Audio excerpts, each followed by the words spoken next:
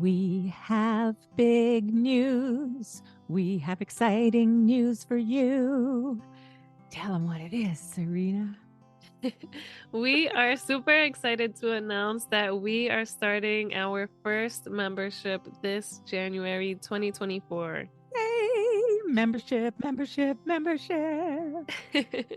So we're excited to let you know that we will be hosting a monthly membership where when you join, you will be with us live in a Zoom room once a month for a workshop like we just hosted. It's going to be a workshop like that, one topic each month, a different topic. You might even help us come up with the following month's topic from inside our membership. Super excited to meet you. It was so fun meeting a few of you in our inaugural workshop. So we're really looking forward to that. And when you are a member, you will also be receiving a monthly newsletter where I'm going to be a little more intimate and I'll be sharing the things that are working and the things that aren't working for me. Yeah, like taking a tool that you've learned from the podcast and how you're implementing it and how well that worked, or maybe if it didn't work. And then Amma can put in my 2 bits worth. We'll see how that goes. But a membership newsletter and a membership live Zoom room workshop starting in January 2024. Can sign up through our Patreon link in the show notes, yeah? Yes, everything will be in the show notes, and we can't wait to see you there, listeners. We can't wait. Yay! When we're told no all the time because it's dangerous, yes, we have to say no when there's danger. Absolutely. I'm not saying to avoid saying no if there's danger. What I am going to say in this episode is let's limit the dangers that there are so that we can limit the number of times we have to say no.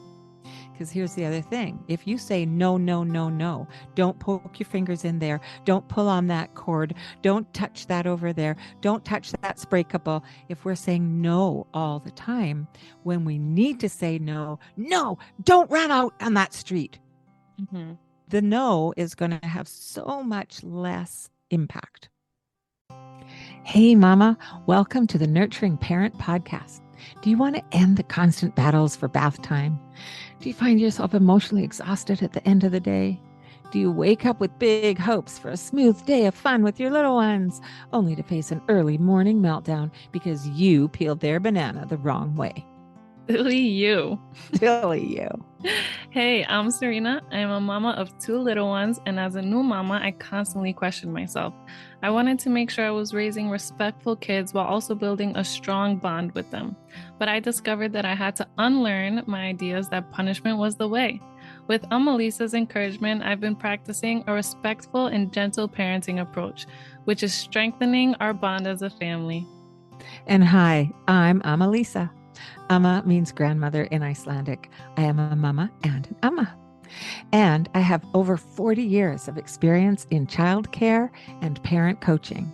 And I'm so excited to share the knowledge I've gained over these years with you. Together in this podcast, each week we will explore some easy to implement skills you can add to your parenting tool belt to help you create a happy, thriving family.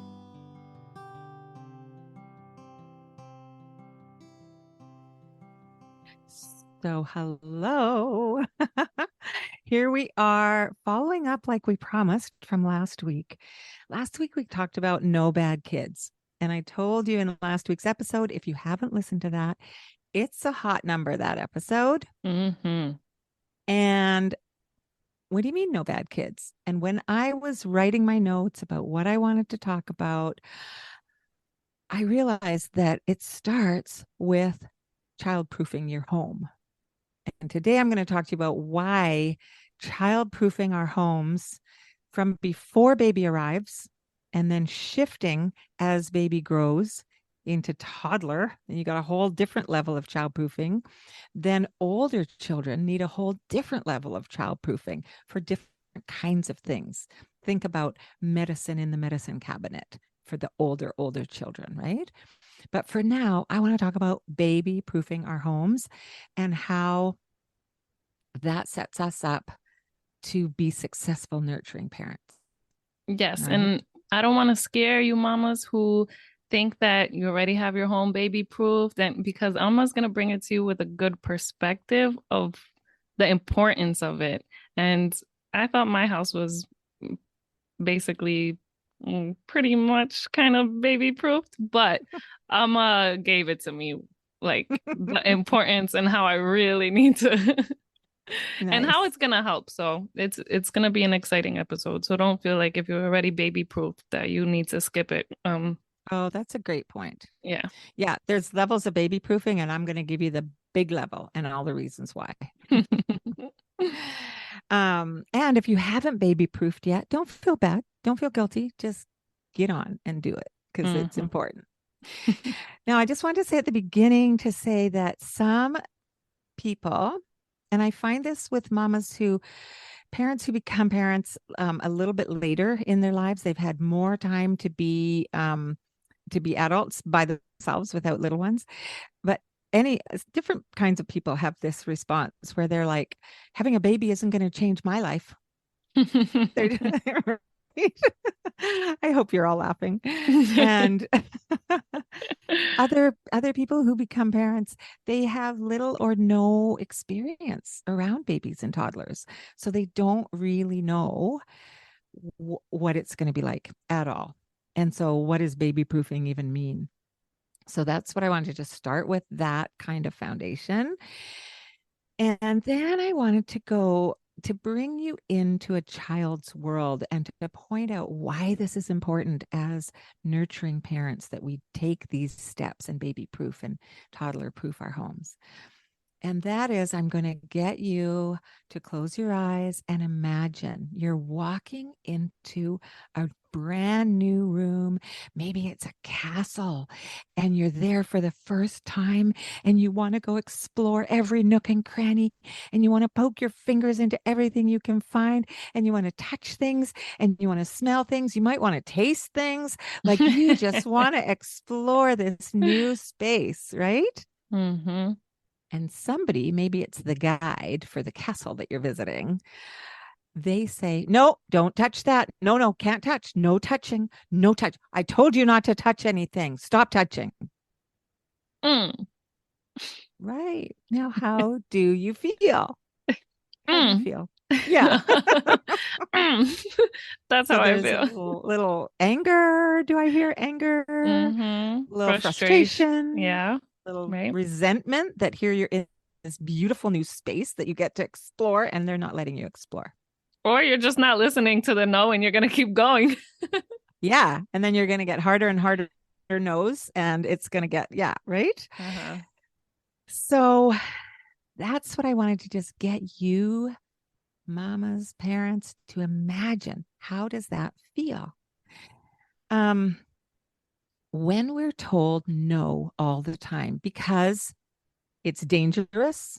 Yes, we have to say no when there's danger. Absolutely. I'm not saying to avoid saying no if there's danger. What I am going to say in this episode is let's limit the dangers that there are so that we can limit the number of times we have to say no. Because here's the other thing. If you say no, no, no, no, don't poke your fingers in there. Don't pull on that cord. Don't touch that over there. Don't touch that spray couple. If we're saying no all the time, when we need to say no, no, don't run out on that street. Mm-hmm. The no is going to have so much less impact. If we use that word over and over and over, we deplete its importance and its kind of reactive that they are going to listen to, right? Mm-hmm. The other thing that happens when we say no so much is, and you might have noticed that in the little role play I got you to close your eyes and just feel that feeling of going into that new place and being told no. You're curious. You as a baby or a toddler, your toddlers and babies are curious. They're learning about the world every second of every day. They want to touch things. They want to explore. And exploring and touching and being curious is a huge way that they learn, right? So when we say no, we're curbing their curiosity. We are depleting their enthusiasm for life in general. If you're told no, no, no all the time, you just sort of start giving up, right? Mhm. It can damage their self esteem. And like Serena modeled for us, it can cause frustration. And if it happens, a little more often, you can build resentment. You can get really resentful about this person who keeps telling, and you just want to go check it out, Mhm. right? So those are some of the emotional sort of reasons why it's important um, to not have to say no all the time. And when children are exploring and when they're following that curiosity, that urge to explore, they're developing new abilities. They're developing physically when they're crawling and grabbing and poking, right? When they're pulling on things or pushing on things, they're developing new abilities, and their bodies need and crave development. And that's what they're going to do. They're going to find some way of doing that. So, the other piece of being a nurturing parent, aside from we don't want to curb their curiosity, we don't want to deplete their enthusiasm or damage their self esteem or cause resentment and frustration. We want, as nurturing parents, to set our children up for success. And this baby proofing is the bottom floor. Um, their curiosity leads them to constantly learn new things. They learn by moving their bodies. They learn by testing out their new abilities. They learn by touching, like infants. You'll see a very young infant start to touch every surface they come into contact with. And those little fingers might just rub that Chesterfield, that couch surface. And then if they're on the floor, they might just rub that surface. And they're learning. This is the brain is, you remember I said 3 times the Yeah. development of its size. It grows 3 times its size in the first 3 years. That's phenomenal. Um, when they're testing their new physical abilities, as they're learning to creep across the floor, they're learning to crawl, they're learning to climb stairs, they're learning to stand, they're learning to walk, all those new abilities that they learn. They're learning how their bodies work, and they are driven. It's just an intrinsic need to keep going, right? To keep learning that next thing. We don't have to teach a baby how to crawl. Babies crawl. That's Mm. just, a typically developing baby will crawl at when it's ready to crawl, it will crawl. So those are some of the reasons why we need to baby proof and child proof. One of the things I like to say is if you're just having your first baby, I encourage you to do some of this baby proofing before baby comes along because Mhm. they're not going to need it immediately because they're not going to be going anywhere off your body or off their bed or whatever. But they are going to be very soon, and you're going to be extremely busy and you're going to be tired. So do a little bit now if you're just waiting for baby to arrive. And if you've got your babies and your toddlers already, let's dive into the list of what to do for baby proofing. The number one reason, aside from all of what I've just given you in the emotional realm of why we do it, the number one reason why we baby proof is safety. One of the statistics that I read, and they were years old, I couldn't find any current lists. If you're able to find them, let me know. But I think this was in 2017 or something, long time ago. 9.2 million kids visit the ER every year in America because of unintentional accidents that happen at home. Wow. 9.2 million Wow. poor children and babies. Um, Okay, so that's just to get your attention. And you know what, you guys, this is going to be a little bit heavy sometimes because there are unintentional injuries, and the number one cause of deaths in young children is accidents at home, unintentional accidents. And that's because they spend most of their time at home. So that's where their accidents happen. So it's tough. Oh, another statistic that I wrote down says more than 10,000 a day in the year 2015 were visiting the Wow. ER in the US. Wow. That's 10,000 scary. kids a day, right? Yeah. So let's alleviate that from all of our homes as much as we possibly can. So let's see.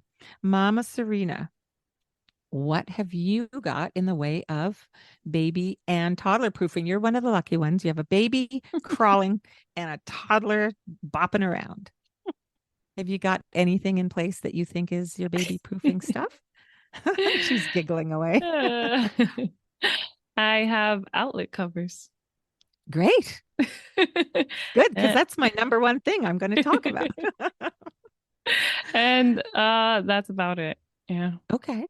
Perfect. Then you are going to learn a lot today. And I Yes. want to find out next week what you actually have gotten done between now and then. Okay. Outlet covers, everybody. They're the plastic little things that go into the plug in so that that tiny baby cannot poke its fingers in there or poke anything else in there, right? Like you can't poke a knife or a stick or, a toy. They Hmm. can electrocute themselves, you guys. It's really important. And can I just say about Yeah. that? Because I mean, when my first was very tiny, my husband had mentioned that, and I was like, how is an outlet even dangerous? Like, she's not gonna grab a knife and stick it in there and then get electrocuted. And I'm not very precautious. Hmm. If you hurt yourself, rub dirt on it and toughen up. And Yeah. so but sometimes in my head, if I see my daughter crawling, like I just imagine the worst thing that can happen to her. But I'm like, I'm right here watching her. But just if I turn for a second and something happens, like I know I would regret it so bad. And that's what I've had to learn is that Hmm.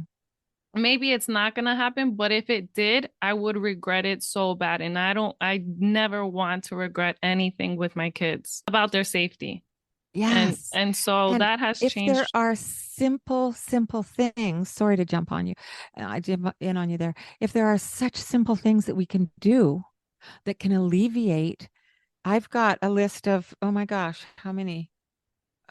12, 13 different things that we can do around the house that involve lots of different things, each one. If we can do those things that are simple, like we do turn our backs on our children and our babies. We Mm-hmm. shouldn't be have our eyes glued to them every minute. And we need to know that that environment is safe Yeah. so that they are not. And maybe your baby wasn't the type of baby who would pick up a toy and Mm-hmm. try and poke it into that hole. A lot of babies would. It's Mm-hmm. fun poking things in holes. It's really fun for babies to poke things in holes, right? It Yeah. is. And we don't know when our babies, like when your second one now is crawling, just recently started to Mm-hmm. crawl. You don't know what kind of personality she has. Maybe Mm-hmm. your first one didn't stick things in holes, but Oh, maybe your second this one one would. is all over the outlets, all Right? over them. There you go, mama. There you Yeah. go. Yes. And the thing about baby proofing and toddler proofing before, we want to preempt their Mm-hmm. development. You don't want to wait until the baby is crawling up the stairs to put the stair gate on. You want to have the stair gate on as soon as that baby is scooching around the floor, because even a scooching baby might try and crawl up those stairs. Yes, I did put the stair gate. That is something I have, and I did that last week. Yay! Yeah, After we the, had our the initial conversation. the stair gate is up. Okay, you need one on the bottom of the stairs and you need one on the top of the stairs. Yeah, we got one on the top right now, so Okay. we'll get the other one there. Yeah, because so now that we're on the stair gate, so at that crawling baby or even a scooching baby is going to try to pull themselves up. So many head and neck injuries happen from babies scooching up, crawling up, and it's a little bit beyond what they're able to safely do. And they're crawling up the stairs and they're turning to see what look at the exciting thing that they did, and they're getting all excited and they're falling down, and head and neck injuries and death sometimes happen. So baby gates at the top and bottom of your stairs, please. If your babies are ever on either of those floors, have your baby gates, have them safety locked. Now I want to talk about loose cords. Lamps tall standing lamps, they want to be tucked in behind furniture. If a baby starts pulling themselves up on the lamp, what happens? The lamp crashes down on top of them. Um, Cords that are dangling off your computer station, charge cords for your phones or your tablets or whatever. A cord is so fun to grab and pull. If there's something like a computer or a tablet or something heavy, it's going to come down on baby's head or their body, right? Um, Also, charge cords and other cords can be strangulation problems. That's a danger. Even the cords that pull up Venetian blinds, they recommend tying them up so that Mm-hmm. they're up high and the babies can't reach them, Yeah. or preferably having cordless blinds of some Yes. kind. So all those kinds of things. And there are also, for the cover outlets themselves, there are something called plug covers that you can purchase that go over a plug that's got an outlet that's got things plugged into it.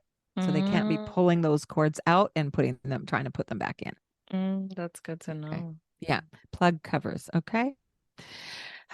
This one just gets me a little bit. Oh, the baby. I'm worried about the babies. I don't know if anybody irons these days. I think some people still iron, but ironing boards are really toppily. If you have an iron on the top of an ironing board that's plugged in or the cord is dangling. Okay, you guys, hair dryers, curling irons, straighteners, unplug them as soon as you're not using them. Or if you step away, unplug those hot things and make sure your cords way up on the counter, way out of reach. If that toddler is just barely able to reach the edge of the counter now, those things got to be way in the back of the counter. Don't have it anywhere close to where they can reach. If a hot thing or a heavy thing like countertop appliances, if any of those get pulled on, and maybe they're not strong enough, you think, to pull something really heavy, but if they pull on the cord and then they topple over sideways, their whole body weight is going to pull that heavy thing off the counter. And it can cause crushing injuries. For the hot things, it could cause burning injuries, all those kinds of things, right? So get those cords out of the way. Oh, it's hard. It's really hard. Yeah, it's making me queasy all of this. Right? Yeah. Yeah.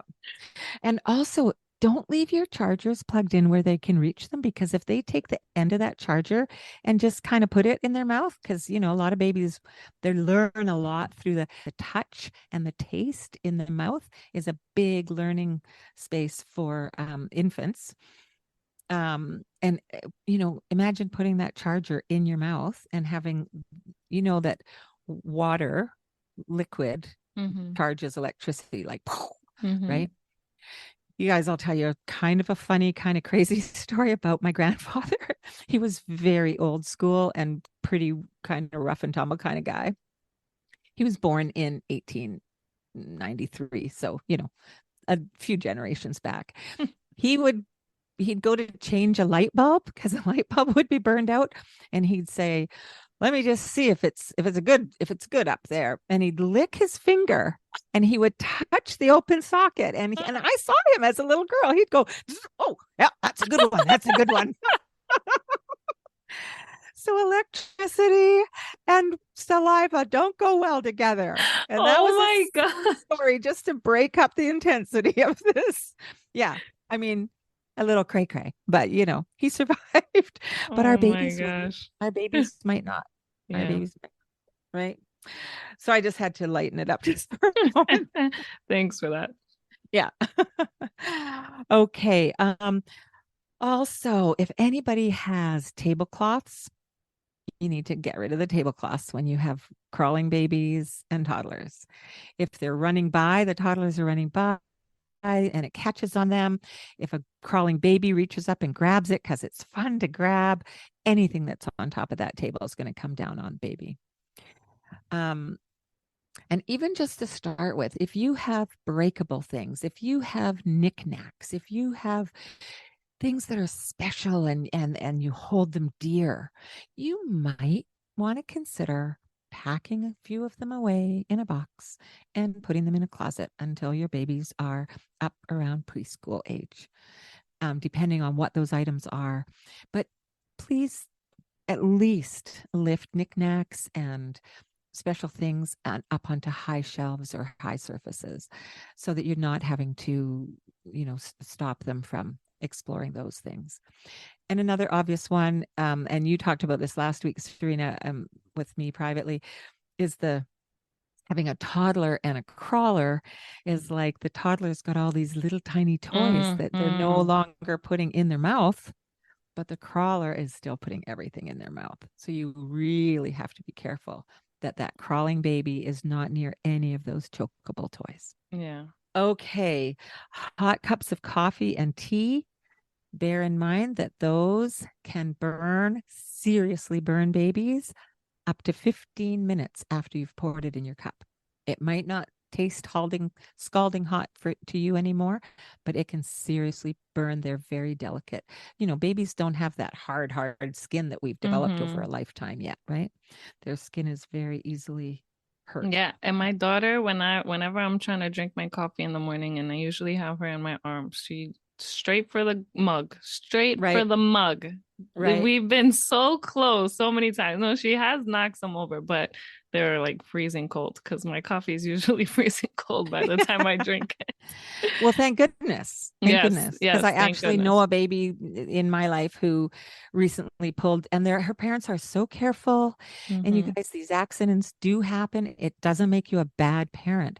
But what we're trying to do here today is let's lessen Prevent. the possibility of Yeah. these things happening. Yeah, prevention. But yeah, so she'd been in the burn unit, like it was bad just from a bit of Mm. coffee coming down on her. Yeah.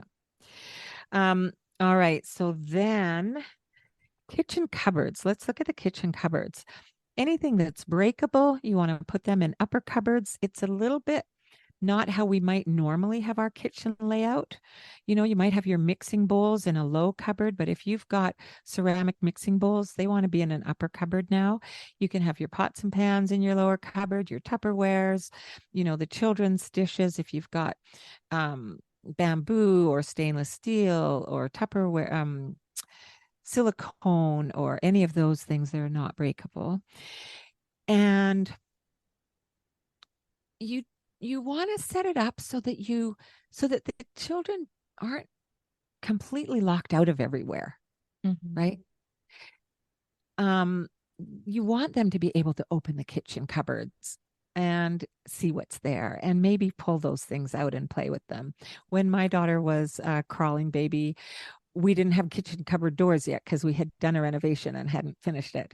And so there was one cupboard that had the pots and pans, and she would pull them all out. And then she would climb into the cupboard and sit there.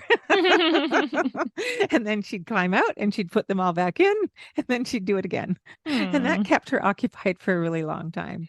So if you can have a few things like that you're okay with them, just playing with and just doing their thing, pulling them in, pulling them out, all that kind of thing is good for babies. Just make sure they're not ones that can cause harm. So, the other thing that sometimes people keep under their kitchen sink quite often are cleaning products. Unless you're using extremely environmentally friendly cleaning products, and even then, some can be very dangerous, but most cleaning products are extremely toxic. Some of them can kill a baby. Some of them can cause, like bleach, terrible wounds on their skin. Your cleaning products before you have your baby, and now if you haven't done it yet, need to be up high in a cupboard. You told me you have that too, Serena. You've got No, them up yes. high in a Yes, cupboard. I do. Yeah. Um, if you don't have a cupboard space that you can use or, up high, you can get baby locks for your cupboard doors. But there's always a possibility that someone's not going to latch that lock properly. So the most safety is up high.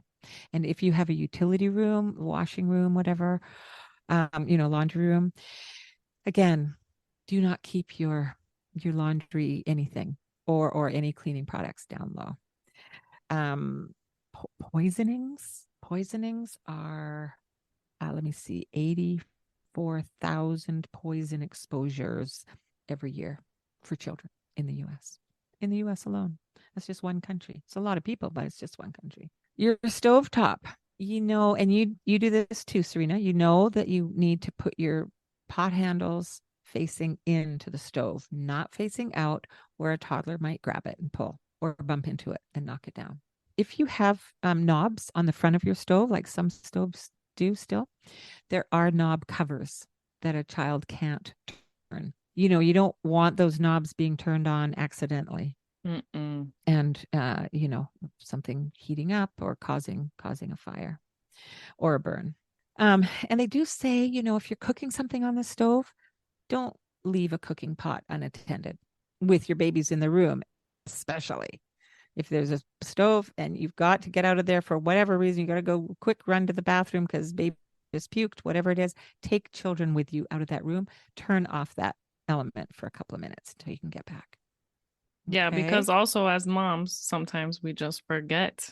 And you ran to the bathroom and then your baby exploded in their pants and then you run to go change their diapers and then you're like, "Oh, I need to call my friend." And then you call your friend and then you're, "Oh, all the water in my eggs that I was boiling is gone." Oh, I know. And I got to tell you, that is danger for house fire too.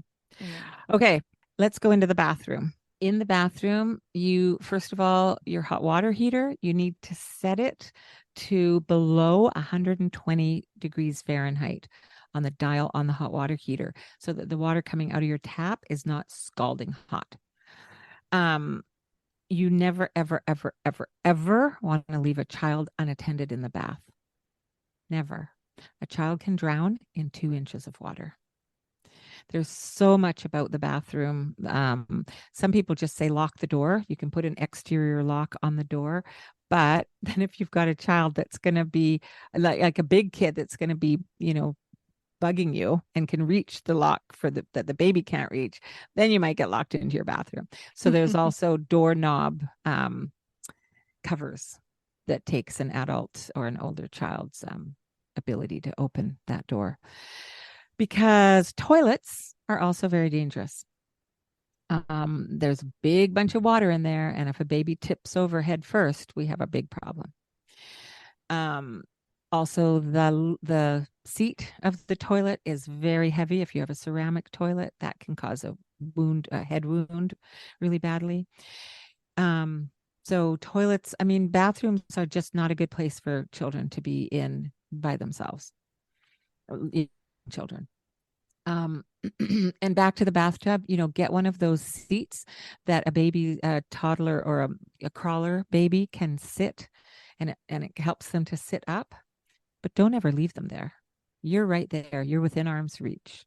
Okay. And then definitely have a non-slip mat on the tub bottom too. Or if you're in a shower, on the shower bottom, make sure it's not slippery. Head injuries also happen a lot in the bathroom with slipping and falling.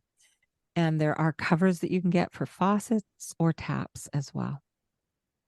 So those are all important. And I'm skimming over these, and you guys, because there's just so much. And you might want to go in and just research some of this on your own and make sure you're covering all the bases that you can cover. Around the corner of sharp furniture. So now coming back out of the bathroom, maybe there's coffee tables or countertops. In my house, I used to have bricks around the fireplace, and they had sharp corners, and you want to get little felt corner bumpers, and you can get them at any homeware stores.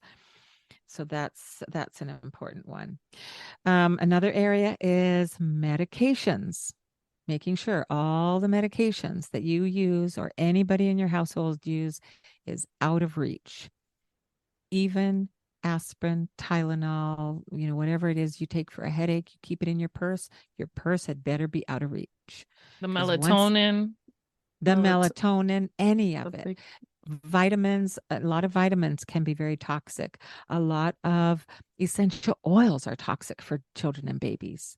So just do your homework and be aware and keep things out of their reach. Um, and then the other thing, and I'll just end with this one, I think, is the furniture. Make sure that any shelves, freestanding shelves, are actually bolted down to the wall. Um, I saw an image of a baby change table. I don't recommend change tables. You can change your babies on your beds, but if you have a change table or a child's dresser or your dresser, pulling out those drawers and using them as stairs is really fun for a toddler. And it's not fun at all when that big, heavy piece of furniture falls on that baby. So, secure those to the wall, anchor them to the wall. You can get little anchor brackets really easily from anywhere that's a hardware store. Okay. And just really quickly, I wanted to bring up, I want you to look up gun safety in your area. If you have guns in your country where you live, like the US does, gun safety is extremely important. We don't have the kind of gun ownership in Canada like you do. So I don't know much about that where you are, but I want you guys to look that up and keep your guns safe if you have to have a gun. I don't like guns. Baby walkers, the last one I'm going to talk about. You know, those walkers that you put a baby in and they have wheels? Extremely dangerous. They've been banned in Canada for, I don't know, I can't remember, at least a decade. The American Pediatrics Association has been trying to ban them for years and years and years because pediatric doctors have to treat severe injuries and end up in deaths sometimes from babies being in walkers. One thing is they'll come to up to a stairway that doesn't have a gate across, and down they go. Oh That my could gosh. that could kill a child, and just that, Ugh. right? I know. And if you don't have stairs, you still don't get to have a walker because it gets a baby whose babies don't need to be walking around, quote unquote, when they're not able to walk yet. It doesn't help their development in any way. That's been studied and proven. And in fact, it can lessen their development. It can impair their development. And so they're up a little higher than they should be. Their cognitive development, their brain, their thinking ability is developing as their physical development is happening. So a baby who can't reach the stovetop doesn't know that it's hot up there. A toddler who can reach the stovetop might have been told hot when they go close to the stove. So they're starting to get some cognitive awareness there. But, a baby who's 6 months old doesn't know what hot is. They're going to come over. They're now going to be able to reach that stovetop and they're going to get a burn or they're going to knock something down on themselves, right? So please throw them in the garbage dump. Don't give them to a thrift store. I don't want anybody else's baby to have them either. Yeah, I gotta throw mine out. She doesn't go in it, but I have one. Yeah, please throw it away. Yeah. And the last thing I'll say is make sure you have smoke detectors everywhere where you should have them and make sure they are working and their batteries are up to date. I had a house fire. It could have been a lot worse. And it was really traumatic. And I'm still not home 23 months later. So please make sure your smoke detectors are in good working order. So that was Oh, heavy. yeah. Thanks for scaring all of us, Emma. I know. No, I but hope it's a it's a good good fear. no, it is a good fear, and it's something Yeah, that we all need to be reminded of because sometimes we're like, that's not gonna happen to our kid, and until exactly. it does happen to our kid. And Yeah. like I said, you never want to regret it because I don't know if other moms, but I get these images in my head sometimes of my kids Mm-hmm. just like falling straight on their head, and Mm-hmm. it's scary, and it's us reminding ourselves they can hurt themselves. So let's be They as sure careful can. as we can. We're not going to be helicopter parents because we're trying to keep our kids safe. Yeah. We're just, Yeah. You can have free range kids yeah. and have your home set up for safety. Hmm. And it allows you to be more free range because you don't have to be hovering over them, Exactly. right? Exactly. That's where the nurturing part comes in. You can allow them to explore freely, to grow in their developmental ways that they're ready to grow in. And you can feel, like it's safe to do At so. ease, yeah. Yeah, at Okay. ease. Okay, love you. Sorry, that was longer, but it was so important.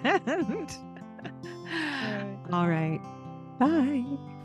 Okay, I hope we didn't scare you too much, but we hope it just serves as a good reminder, or if you learned something new, we want to set our kids up for success at home, and we can do this by preventing any injuries and any dangers, and also that we're constantly saying no to them. So we want to allow them to explore and be curious, and we don't want to have to intervene every time they want to get into something new. We want to allow them to explore the space safely. So here are the many ways we can set them up for success, and good luck, mamas. Hey, Mama. Thank you for being here with us. Okay, how cute was that? Thanks for being here with us. Hit subscribe to get notified. And hey, did you get anything out of this episode? I know I did. Show some love and send it to your mama friends to bless their day too. And before you run and change that diaper, take 5 seconds and leave us a review saying how much you love us. You'll be helping other mamas find us. Did you know that? And hopefully find answers to the questions that are keeping them awake at night. And if you screenshot your review and DM it to us, you will be entered to win a 1-hour coaching call at a discounted price with Lisa. I can't wait to chat with you. Come hang out with us in our Facebook group or on Instagram. Just click the links in the show notes. And you can direct message us anytime. We would love to chat with you. We also have a buy me a coffee option for a fun way that you can support this podcast for just as much as you care to give. Just click the show support link in our show notes. Thank you. See you next week.